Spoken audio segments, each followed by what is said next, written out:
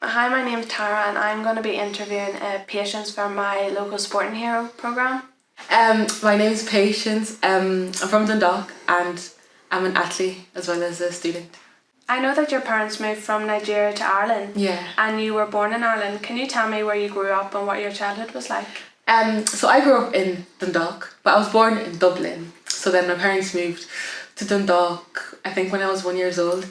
So growing up in Dundalk was grand, I went to did primary school there, secondary school and everything, and had my friends. But it was kind of hard because obviously like my parents are Nigerian. Yeah. And I'm Irish, Irish born, and it was kind of hard trying to merge the two identities together because sometimes like I would be lost, like am I Irish or am I Nigerian, and how do I like live in the society where it's really hard because you're trying to fit in with the Irish culture as well as the Nigerian culture.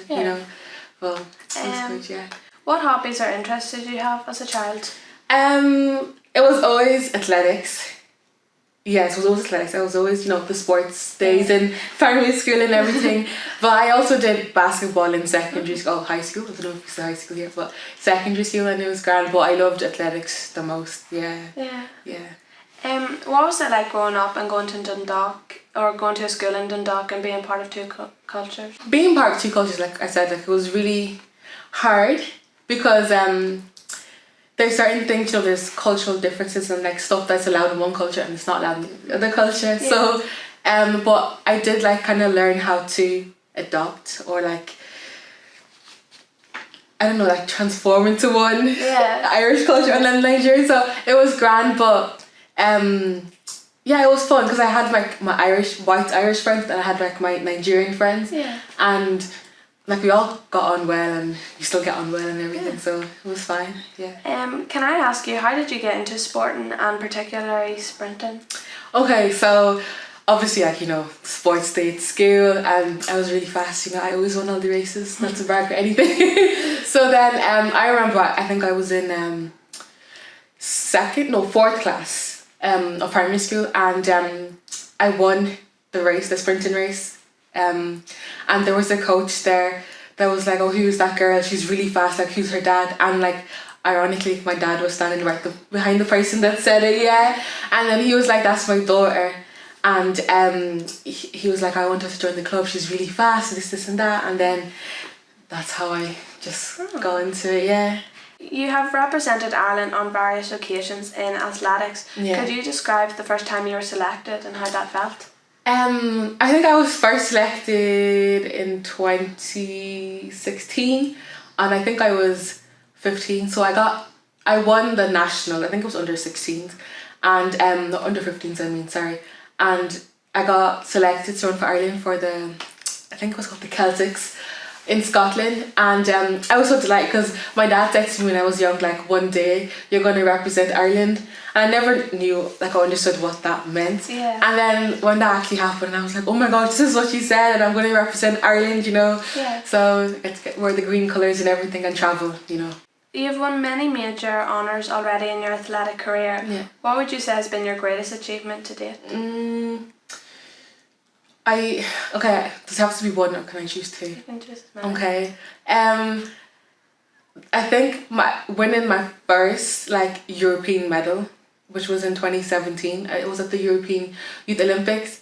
It was just great because that was like my own individual medal, and it was just a great feeling, finally putting Ireland on the map as well. Because I remember my other friend as well. She won Europeans under 20s, and then me winning a medal as well. It really showed the depth of sprinting that Ireland was possessing. And then as well as that, I think in 2018, so the year after, where we won World Under 20s, the 4x100, it was so amazing crossing the finish line, because I remember we were in 4th place, or I think 5th or 4th, and I was like, no, we have to medal. And I remember giving it my all and almost falling on the finish line, because I was like, I want to get a medal for this team, It really meant a lot. And then just seeing Ireland, come second, and did we get the national record? No, I don't think we did, but it was just great, the fact that, we got a world medal, and it was just amazing.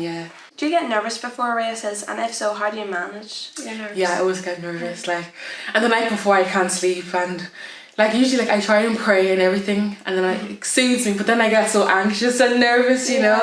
But then like on the day of the race, like I try and eat, but you obviously like you don't really feel conscious, but you have to eat because you need energy to run, right? So I force myself to eat, but then when I'm at the warm-up track, I usually have music in because I love music, so that will give me calm, like, or get me hyped up for the race, like yeah, I'm ready to win or whatever, you know. So yeah. What would you say has been your lowest point in your career today, and why? I think just before Worlds, I was at the European under-18s for the 100 meters, and I was the favourite to win. So I had like the European lead and everything, and like I'm not the greatest at handling pressure, like as an individual. So I had the fastest time, and I also broke the European record for my age group, I think, the championship record, sorry. And then that was extra pressure. Then going into the final, and I remember the starter saying set, and I just kind of like froze, and I heard the gun, but I just froze because I was like, oh my gosh. And then I realised, oh my gosh, they've gone and I have to catch them. And I think I was coming like last or something, but I ended up coming 5th. And it was such like a disappointment for me because like I won the heat and I won the semi and I came 5th, and I was like, oh yeah. And I just remember crying, and my dad was there, which was good. And then he just, you know, encouraged me and said, you know, you'll do better next time. Yeah. How did you cope with this setback, and how did you pick yourself back up again? Really, like, it was just my family and my friends and my training partners, like, just telling me like it doesn't define you or anything, you know. It was just a race, and of course it's unfortunate, but you just gotta keep your head down. You know, these things happen. You can go your way, or you can go your way. So it's just about, you know, focusing on what the end goal is. You know? Yeah. What was it like returning to school after winning a silver medal at the World Under-20 Championships? I think I was in 6th year, so I had my leaving cert, I think, It was amazing, but it was in the summer, so I returned back in September, and obviously, you know, I think, we were on it, and me and another girl, Kate O'Connor, our school usually has this 5k run, and you know, obviously they use us to promote it and everything because we do run athletics, and we got flowers and everything. It was really nice, you know, because secondary school was very much part of my life because, you know, it's go to school Monday to Friday. But being, you know, honoured and recognised was really great. And they also have me and the 2 other girls who run as well. Our photos are up in the school gym, and that's there for forever. So it's kind of nice, you know, being part of history or something like that. What impact did COVID have on your career just at the time when you're really starting to excel on the international stage? I had to be honest, it had a negative impact because obviously everything was closed down. I think that for a while the tracks were closed in the gym, so I couldn't really train properly. I remember I was training on the roads, I think, or in the fields, and it was great to stay fit, but it wasn't the most efficient, you know. And I couldn't train with my other training partners because I used to train up in Dublin, and obviously the tracks were closed, so we couldn't go. So, and then I also got injured during so I hurt my hamstring, and usually if I had an injury or whatever, you'd go up to the sports institute in Dublin, but that wasn't possible because, you know, obviously because of COVID, so I had to do it over Zoom, so they couldn't actually properly diagnose me, but they just kind of this. I had to describe my symptoms, and they just kind of, you know, said that I think this is what it is. But then I ended up recovering, but then it was hard to then come back after COVID, and then as well as I was in college, and in college there's a lot of stress, and I'm doing a course that's very demanding, so it kind of took a toll on my career. I'd imagine there's a lot of training and preparation that you need to do to perform at such an elite level. Could you tell me more about the training involved? Okay, so I used to train 5 times a week. So I think, 2 of them were, so Monday and Friday was strength training, so lifting, you know, all about plyometrics and strength training. And then the Tuesday, the Thursday and the Saturday were the track days. Well, actually the Saturday during the winter was during running in the forest and whatnot, which wasn't the greatest because I'm afraid of dogs, so it was a battle every time. But it was great. Well, winter training wasn't great, that really kicked my ass because it's really, really tough. But then I loved when it came to indoors. I wasn't the greatest at indoors, but it was better than training really hard during the winter and just getting a few races in, and then would come summer, and then training would still be 5 times week, but it would be more like short sprint sessions because it's all about speed and efficiency and whatever. And then we came to competitions, traveling and trying to chase standards, and so we could make the big teams and whatnot. But that's kind of what my year looked like. Yeah. Who is the biggest influence in your career and why? I think obviously everyone's going to say Usain Bolt because he actually did. He really did. Because I remember watching. I think the first race I can remember watching was the 2012 Olympics, and it was the final where Usain Bolt won, and I was like, oh my gosh, he is amazing. Like I just adored him. But then I also love Alison Felix. Do you know Alison Felix? No, but she's an American sprinter, 100, 200 and 400, and she's like the most decorated female runner in history. Like she's just one of the greats. And then I also love Shelly-Ann Fraser-Pryce because she's from Jamaica, and she's just the way she carries herself on the track and her speed and everything is just really like influenced me, I guess. I want to be like them. Yeah. I know you're studying social work at university. How's that going, and what interested you in the type of career? Well, I didn't always want to study social work.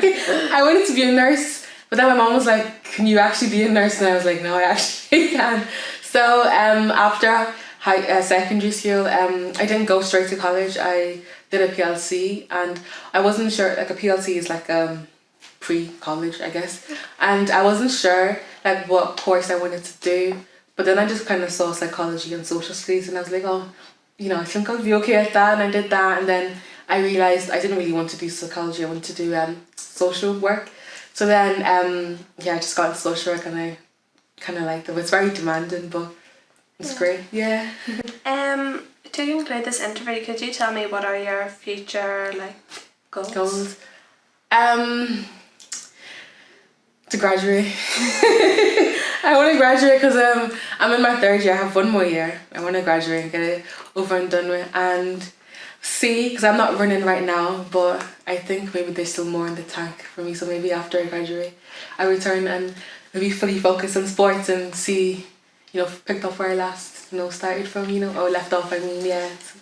Thank you, Patience, for allowing me this opportunity to get an insight into your life and your athletic career, and I wish you the best in the future. Thank you for having me.